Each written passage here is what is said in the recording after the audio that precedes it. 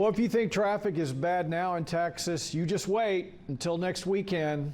The Department of Transportation says Texas roads are going to be packed ahead of the April 8th eclipse. So here's their advice.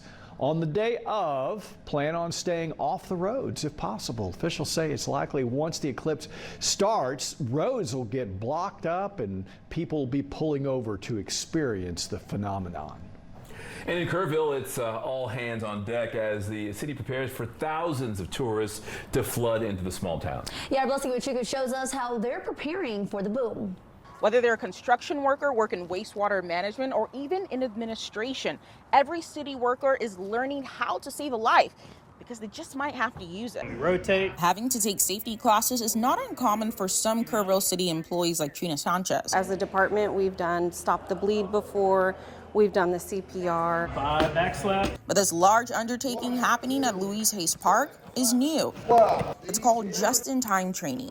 Sanchez and other city employees who usually spend time behind desks spent 4 days refreshing their skills ahead of the total eclipse. That's because first responders say they're going to need all the help they can get. High and tight. While the police department will get some outside assistance. We have officers coming from the Converse Police Department as well as the Castle Hills Police Department as well as several other San Antonio area departments.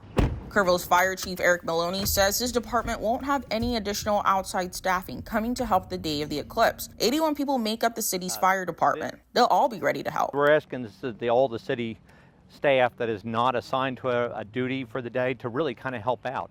So they're being reassigned to help with streets, for running barricades, working with parks as far as parking, or helping out with the Emergency Operations Center. All right. An additional 25 of the fire department staff will be on duty that day. He says they've doubled their EMS size from 4 to 8 ambulances. 4 will be within the city and the other 4 will be on the outskirts of the city limits. Response times are going to get slower. If I-10 is congested with traffic where you can't move, it's a slower response. We can't get on I-10 right now. We can do 75 out to a call. We will not be doing that on game day on the total eclipse.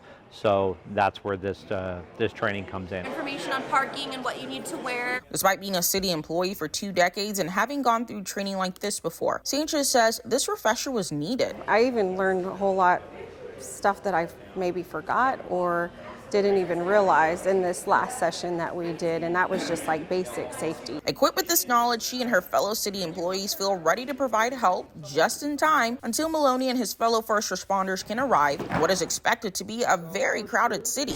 In Kerrville, Blessing Iwuchukwu, Spectrum News 1.